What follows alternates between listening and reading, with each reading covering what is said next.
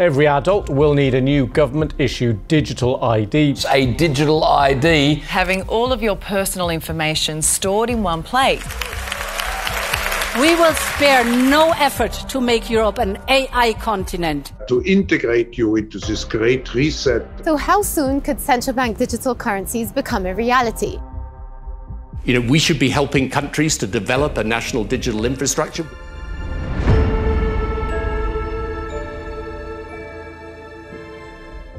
Imagine every purchase you make, every app you use, every place you visit, all contributing to a single digital profile, a personal digital identity. This way, many details of your life could be stored in a unified digital record. That profile might eventually connect with your bank, your doctor, your employer, government agencies, and even your car. This isn't science fiction. It's a vision that organizations like the World Economic Forum are advocating, and that governments and tech companies are gradually moving toward. The rollout of this digital ID infrastructure is truly global and coordinated. Oracle founder and billionaire Larry Ellison emphasizes the need to feed AI systems an immense amount of all available government data. For what government should do in terms of its digital infrastructure, digital ID, data centers, and so on. The first thing a country needs to do is to unify all of their data so it can be consumed and used by the AI model. Basically, I have to tell the AI model as much about my country as I can. If you want to improve population health, you have to take all of your healthcare data, your diagnostic data, your electronic health records, your genomic data. The benefits are clear. Digital ID will make our interactions with each other and with the state faster, cheaper, and more reliable. Stay with me. This isn't some distant future. Steps toward it are already underway. Facial recognition can now spot suspects in real time from live video, tracking organized criminals at borders, in public spaces, even helping find missing people. There are cameras on top of the van that scan everyone's faces as they walk past. Tony Blair is a technocrat. He believes basically that the people at the top need to decide everything themselves. And if you could have total control over everybody, everything would be wonderful. This is the Chinese model. Oracle co-founder Larry Ellison predicts AI surveillance will be part of our everyday lives in the future. Ellison said AI will soon play a major role in monitoring society through a vast network of interconnected cameras. The police will be on their best behavior because we're constantly recording, watching and recording everything that's going on. Citizens will be on their best behavior because we're constantly recording and reporting everything that's going on.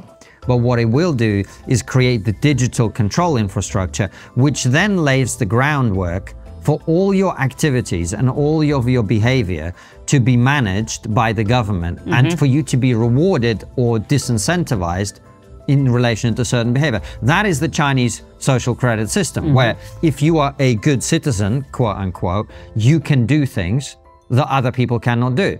And if you're a bad citizen, quote unquote, you can't even buy a train ticket to go to a different city. This is where it's going. That tells me I'm still on the blacklist. Punished because he's been branded untrustworthy by the state. Once you're blacklisted, you can no longer get a bank loan, start a business, buy an apartment, or even send your children to a private school.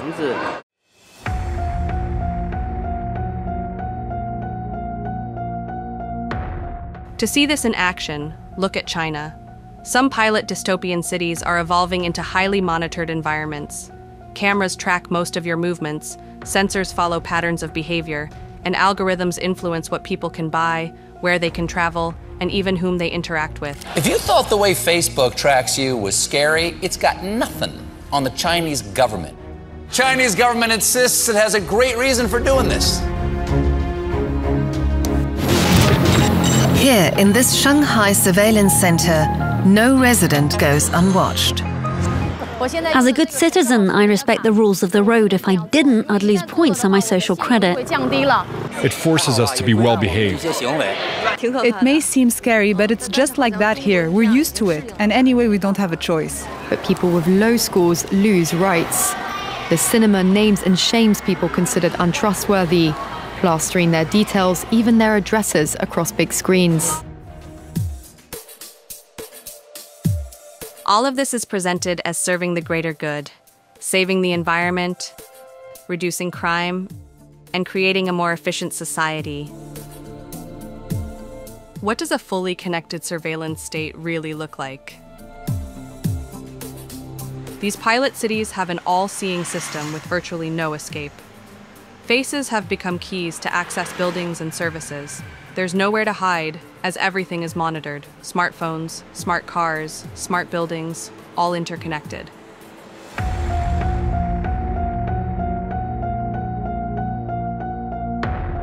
In such a system, it's almost impossible to break the rules without being noticed. Already, millions have experienced some form of restricted access, often dictated by algorithmic assessments. This talk of centralized digital currency, that's what they have in China. If you fuck up in China and you get a bad social credit score because you tweeted something they didn't like, now you can't buy a plane ticket. Now you can't buy a car. Yeah. Now you can't get a loan. Now you can't do something. You step the fucking line and people self-censor.